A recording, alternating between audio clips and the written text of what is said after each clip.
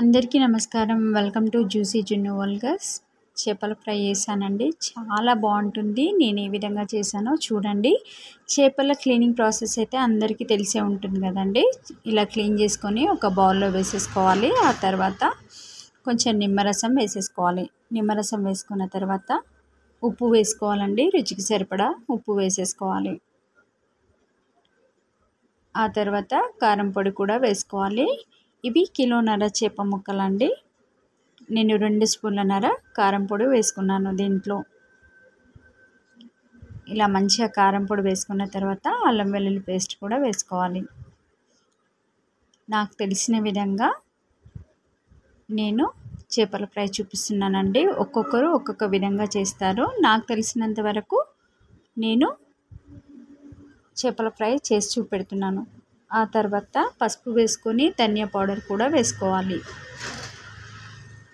ధనియా powder వేసుకున్న తర్వాత జీలకర్ర పొడి కూడా వేసుకోవాలి. ఆ తర్వాత మిరియా పౌడర్ కూడా వేసుకోవాలండి. కొంచెం గరం మసాలా కూడా వేసుకోవాలి.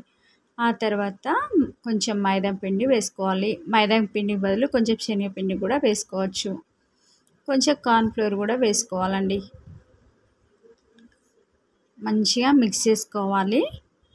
నేను దీంట్లో కొంచెము కాశ్మీర్ రెడ్ చిల్లీ పౌడర్ వేసానండి.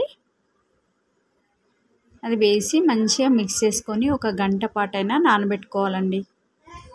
ఆ తర్వాత వీటిని డీప్ ఫ్రై చేసుకోవాలి. ఇలా ఒక కడాయి పెట్టేసి కొంచెం ఆయిల్ వేసి, డీప్ ఫ్రై అంటే కొంచెం ఎక్కువనే ఆయిల్ వేసుకుంటాం కదండి. ఆయిల్ వేసేసి ఇలా అన్ని ముక్కలు మంచిగా డీప్ ఫ్రై చేసుకోవాలి. ఆ తర్వాత కొంచెం కరివేపాకు తీసుకొని కూడా వీడియోలో చూపించిన విధంగా ఇవి ఫ్రై చేసి చేప ముక్కల పైన వేసేసుకోవాలి. ఆ తర్వాత కచ్చపచ్చ దంచుకున్న ఎల్లిపాయలను కూడా తీసుకొని స్టవ్ ఆఫ్ చేసిన తర్వాత కొంచెం నూనె వేడి ఉండగా ఎల్లిపాయలు వేసి వేంపుకొని చేప ముక్కల పైన చల్లుకోవాలండి. సూపర్ టేస్టీగా ఉంటుంది. మీకు నచ్చినట్లయితే లైక్ చేసి సబ్స్క్రైబ్ మై ఛానల్.